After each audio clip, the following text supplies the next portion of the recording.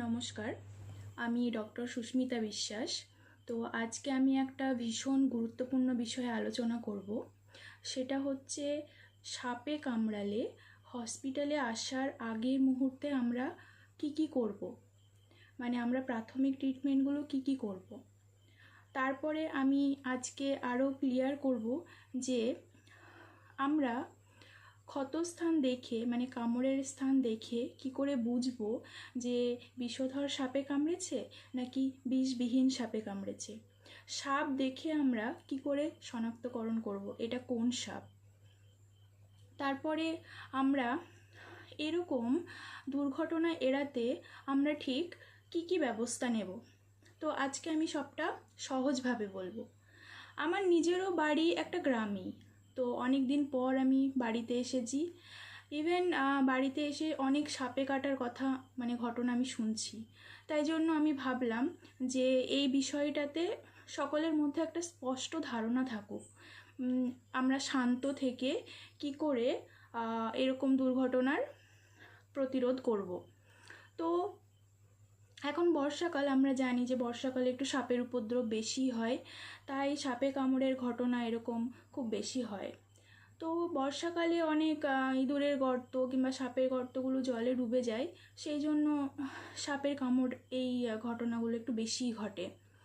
এবার আমি বলবো যে সাপ দেখে আমরা কি করে চিনব। তার আগে বলি যে 80-85% সাপই কিন্তু বিষবিহীন, মানে বিষ থাকে না। তার মধ্যে 10-15% সাপে বিষ থাকে। এই 10-15%-এর মধ্যে আবার আমরা 4 রকমের সাপ নিয়ে চিন্তিত থাকি। তাহলে এই 4 রকমের সাপটাকে চেনা যাক। প্রথমে হচ্ছে গোখরো সাপ, যেটাকে আমরা গ্রাম বাংলায় বলি গোখরো সাপ। সেটাকে আমরা খরিশও বলি। তাহলে এটা কীরকম দেখে চিনব না, তো এটা হচ্ছে ফনার মতো থাকে, মানে ফনা তুলে থাকে, আর একটা ইউ শেপ স্পেকটেকল, মানে চশমার মতো দেখতে, অনেকটা চশমার মতো দেখতে থাকে। আর এই সাপ কিন্তু মারাত্মক বিষ থাকে এই সাপে। মোটামুটি এক ছোবলে 15 মিলিগ্রাম পর্যন্ত বিষ ঢালতে পারে। তারপরে আসি কেউটে সাপ। কেউটে সাপ এটাও কিন্তু ফনা থাকে। এটা চিনব কি করে না, তো এটা একটা পদ্ম চিহ্ন থাকে। তো এটা হচ্ছে কেউটে সাপ।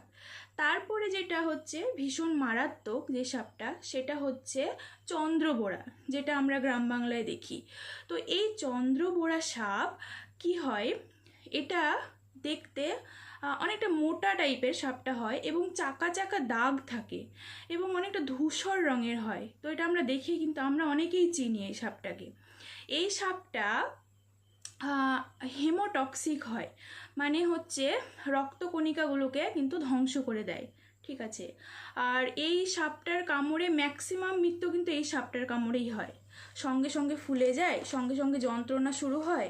তো এই গেল চন্দ্রবোড়া। তারপরে আসছি কালাচ।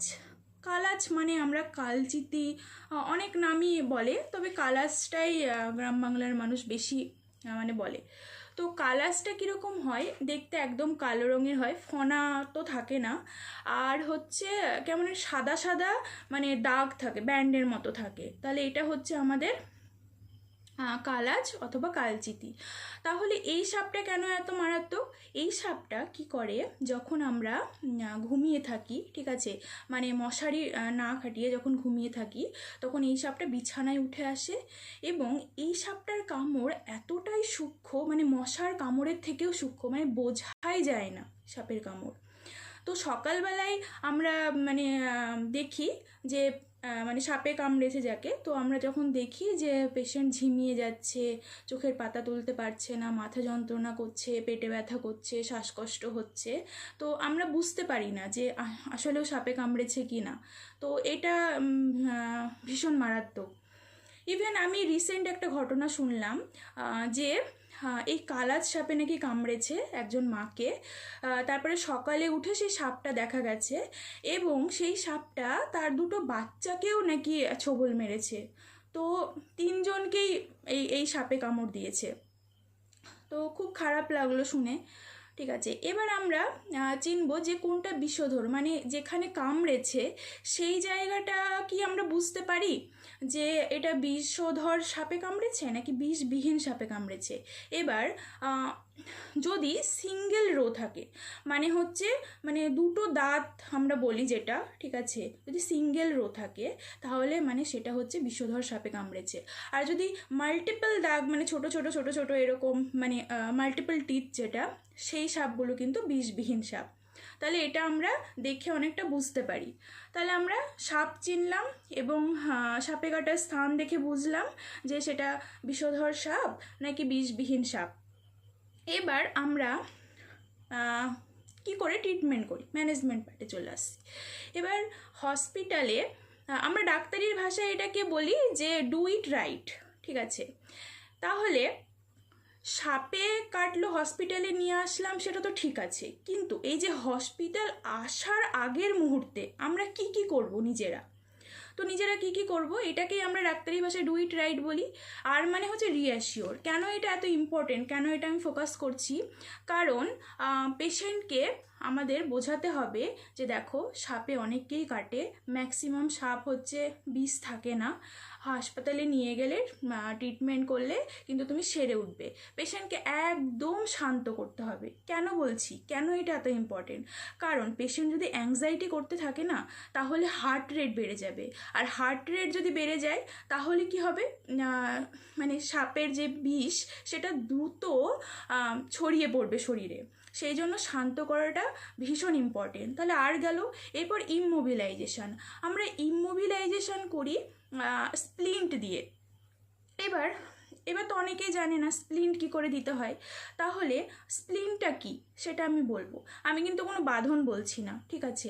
স্প্লিন্ট কি করে করব না, তো যদি আমাদের মানে যেই স্থানে কামড়েছে সেই স্থান মানে নড়াচড়া যাতে না হয়, ঠিক আছে, একদম যেন স্থির থাকে, সেই স্থানটাকে আমরা নড়াচড়া বন্ধ করার জন্য যদি আমাদের হাতের কাছে কোনো বাঁশের টুকরো থাকে, কিংবা যদি বড় স্কেল থাকে, কিংবা যদি যে কোনো লাঠি টাইপের থাকে, তাহলে আমরা সোজা রেখে, সাপোজ এখানে হচ্ছে সাপে কামড়েছে, তাহলে আমরা সোজা রেখে সেটাকে একটা কাপড়ের টুকরো দিয়ে কিংবা একটা ব্যান্ড টাইপের মানে যেগুলো হয় বাঁধন, জাস্ট আমরা জড়িয়ে দেব, মানে ইমমোবিলাইজেশন করার জন্য। আমি কিন্তু একবারও বলছি না যে জোরে টাইট বাঁধন দেওয়ার জন্য। এবার জোরে টাইট বাঁধন দিলে কি হবে, সেটা হবে যেখানে কামড়েছে সেখানে যদি আমরা বাঁধন দিই জোরে, তাহলে ডিস্টাল পার্টটায় গ্যাংগ্রিন হয়ে যেতে পারে, পরে কিন্তু কেটে বাদ দিতেও হতে পারে। সেই জন্য একদম জোরে বাঁধন দেওয়া যাবে না, জাস্ট এক আঙুল ফাঁকা রেখে এরকম একটা স্প্লিন্ট দিতে হবে, জাস্ট নড়াচড়া বন্ধ করার জন্য, ইমমোবিলাইজ করার জন্য। তারপরে এটা থিওরি কি না, তো সুপারফিশিয়াল লিম্ফ নোডগুলোর মাধ্যমে বিষটা স্প্রেড করে, তো সেটা অনেকটা প্রিভেন্ট করা যায়, কিন্তু খুব একটা লাভ হয় না, ঠিক আছে। যদি এটা তৎক্ষণাৎ করা যায় তবেই করবেন, এতে সময় নষ্ট করার কোনো দরকার নেই, ঠিক আছে। এটা গেল। এবার জিএইচ মানে কি, মানে গো টু হসপিটাল। এবার আমাদের বলা হয় যে সাপে কামড়ানোর 100 মিনিটটা না গোল্ডেন টাইম। এই 100 মিনিটের মধ্যে যদি অ্যান্টিস্নেক ভেনাম পড়ে, ঠিক আছে, মানে পলিভ্যালেন্ট অ্যান্টিস্নেক ভেনাম যেটা, তাহলে কিন্তু সুস্থ হয়ে ওঠার সম্ভাবনা মানে ম্যাক্সিমাম, ঠিক আছে, মানে 90%-এর বেশি আমরা দেখে যাই যে সুস্থ হয়ে ওঠে তাড়াতাড়ি, যত তাড়াতাড়ি। টাইম হচ্ছে মানে ভেরি ইম্পর্টেন্ট, টাইমটাই সব, যত তাড়াতাড়ি আসবেন সুস্থ হয়ে ওঠার সম্ভাবনা তত বেশি। তারপর হচ্ছে মানে হচ্ছে টেল ডক্টর, কখন সাপে কামড়েছে, কি সাপে কামড়েছে যদি চিনতে পারেন, কিংবা ফোনে কোনো ছবি তোলা থাকে তাহলে, তারপরে কতক্ষণ আগে কামড়েছে, তারপরে পেশেন্টের আনতে কি কি অসুবিধা হচ্ছে, মানে কোনো ব্লিডিং হচ্ছে কি না, পেটে যন্ত্রণা হচ্ছে কি না, তারপরে কোনো ব্লিস্টার মানে ফোস্কার মতো হচ্ছে কি না, তারপরে পেশেন্ট ঝিমিয়ে যাচ্ছে কি না, তো এইগুলো আমাদেরকে খেয়াল রাখতে হবে, ঠিক আছে। তো এইগুলো আমরা ডক্টরকে বলবো। এবার মোস্ট ইম্পর্টেন্ট, সাপে কাটলে আমরা কি কি করব না, ঠিক আছে।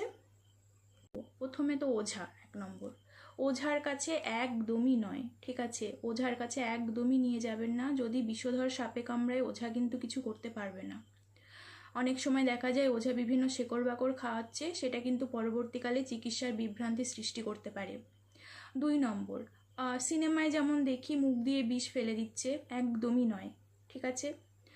মুখ দিয়ে বিষ এরকম যদি করেন তাহলে আরও মানে তাড়াতাড়ি বিষটা স্প্রেড করে যাবে। তারপরে হচ্ছে অনেকে কী করে, ওই জায়গাটা কেটে বিষ বার করার চেষ্টা করে, সেটা কিন্তু একদমই নয়। তারপরে আরও কি করে কি চুন লাগানো, তারপরে গরম সেক দেওয়া, তারপরে ঠান্ডা সেক দেওয়া, তারপরে মাটি লাগানো, বিভিন্ন টাইপের যেগুলো বাড়িতে করে সেগুলো কিন্তু একদমই নয়। যদি এরকম হয়, সাপোজ হাতে কামড়েছে, তাহলে হাতে যদি কোনো ঘড়ি থাকে কিংবা আংটি থাকে সেগুলো সঙ্গে সঙ্গে খুলে ফেলুন। তারপরে আরও কি করবেন, যে টাইট বাঁধনি তো একদমই দেবেন না, সেটা তো আমি বারণ করলামই। আর সাপ অনেকে কি হয় হসপিটালে, ম্যাম দেখুন সাপ মেরে নিয়ে এসেছি, একদমই নয়। কি করতে পারেন, হ্যাঁ এটা তো সত্যি যে সাপটা যদি আমরা দেখতে পারি তাহলে চিকিৎসার ক্ষেত্রে সেটা সুবিধা হয়, কিন্তু সাপ যখন মারতে যাব তখন আবার ছোবল খাওয়ার সম্ভাবনা থাকে, সাপ একদমই মারতে যাবেন না। ম্যাক্সিমাম কি করতে পারেন, একটা ভিডিও কিংবা কোনো ছবি জাস্ট দেখলেই হবে যে কী সাপে কামড়েছে, তাহলে চিকিৎসার অনেকটা সুবিধা হয়। এটাই কি, যখন সাপে কামড়িয়েছে পেশেন্ট কি করে, ঘুমিয়ে যাওয়ার চেষ্টা করে, ঠিক আছে? তো পেশেন্টকে কিন্তু ঘুমাতে দিলে একদমই হবে না, পেশেন্টকে জাগিয়ে রাখতে হবে, বলতে হবে তুমি বসে থাকো, ঠিক আছে? আর একটা জিনিস আমি বলবো, যে যদি সঙ্গে সঙ্গে অ্যাম্বুলেন্স না পান, ঠিক আছে, তাহলে মোটর বাইকে করে দুজন বসে তার মাঝে পেশেন্টকে নিয়ে আসুন, যেন একদমই নড়াচড়া না করে। সময়টা কিন্তু ভীষণ ইম্পর্টেন্ট, ঠিক আছে? এবার হসপিটালে এসে আমরা কি করি না, তো প্রথমে দেখি, আরেকটা জিনিস যেটা আমরা হসপিটালে দেখি এবং আপনারা নিজেরাও করতে পারেন, সেটা হচ্ছে সিঙ্গেল ব্রেথ কাউন্ট। মানে একটা লম্বা শ্বাস নিতে হবে, তারপরে 1 2 3 4 5 6 এরকম করে কাউন্ট করতে বলতে হবে, ঠিক আছে? নর্মালি আমরা 30 অবধি গুনতে পারি, তো এটা দেখতে হবে যে শ্বাসকষ্টের সমস্যা হচ্ছে নাকি, সেটা আপনারা একটা টেস্ট করতে পারেন। আর এবার হসপিটালে আসার পরে আমরা কি দেখি, এয়ারওয়ে, ব্রিদিং, তারপরে ব্লাড প্রেশার, টেম্পারেচার, এগুলো তো দেখি। তারপরে একটা WBCT করি 20 মিনিটসের জন্য, মানে হচ্ছে একটা কাচের বোতলে 20 মিনিটের জন্য রক্ত নিয়ে, মানে হোল ব্লাড ক্লটিং টেস্ট যেটাকে বলে। তো কি হয়, আমাদের রক্ত তো জমাট বেঁধে যায়, কিন্তু যদি চন্দ্রবোড়া, আমি স্পেসিফিক্যালি বলছি, যদি চন্দ্রবোড়া সাপে কামড়ায় তাহলে কি হয়, রক্ত কিন্তু জমাট বাঁধে না। তো হয়ে গেল চন্দ্রবোড়া সাপে কামড়েছে তাহলে। আর একটা কি হতে পারে, রক্ত জমাট বেঁধে গেছে, ঠিক আছে, তাহলেও কিন্তু আমরা এটা বলতে পারি না যে সাপে কামড়ায়নি, তাহলে নিউরোটক্সিক সাপে, যেমন গোখরো, যেমন কেউটে, এগুলো কিন্তু একটা সম্ভাবনা থাকে। এক্ষেত্রে আমরা সিমটমগুলো দেখব যে পেশেন্টের কিছু অসুবিধা হচ্ছে নাকি, ঠিক আছে? এরপর ইউরিন টেস্টও করা হয়। তো সিমটমগুলো যেমন চোখের পাতা বন্ধ হয়ে আসছে, পেটে যন্ত্রণা হচ্ছে, মাথা যন্ত্রণা হচ্ছে, এরকম কিছু সমস্যা আছে নাকি সেগুলো দেখব। আর কি চেক করি, কোনো ব্লিডিং হচ্ছে নাকি, মানে নাক দিয়ে রক্ত, তারপরে যেখানে কামড়েছে সেই জায়গাটা অনেকটা ফুলে গেছে নাকি, তারপরে ব্লিস্টার মানে ফোস্কার মতো হয়েছে নাকি, তো এই সবগুলো দেখি। প্লাস কি দেখি, যে কোনো পেনফুল লিম্ফ নোড আছে নাকি, তো এগুলো কনসিডার করে তারপরে আমি যে সিমটমগুলো বললাম সেই সিমটমগুলো যদি থাকে, আমরা সঙ্গে সঙ্গে পলিভ্যালেন্ট অ্যান্টিস্নেন ভেনাম আমরা স্টার্ট করে দিই 10 ভায়াল করে। আর এক রকমের অনেক পেশেন্টে কি হয়, র্যাশ মতো হয়ে যায়, তো এটা অ্যাভয়েড করার জন্য আমরা অ্যাড্রিনালিন, তারপরে হাইড্রোকট, এটা আগে দিয়ে দিই, যাতে অ্যানাফাইলেক্সিস কোনো রিয়াকশান না হয়। এছাড়া নিউরোটক্সিকে কামড়ালে আমরা নিওস্টিকবিন, অ্যাট্রোপিন এগুলো অ্যাড করি।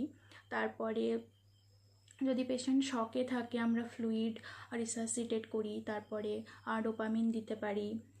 পেশেন্টের ডায়ালাইসিস লাগতে পারে, কিডনি ড্যামেজ হতে পারে, ঠিক আছে?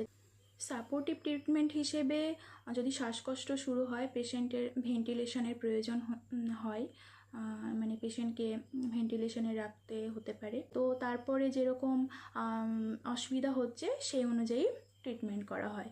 এবার আসবো মোস্ট ইম্পর্টেন্ট, এইরকম দুর্ঘটনাগুলো যাতে না ঘটে সেই জন্য আমরা কী পদক্ষেপ নেব।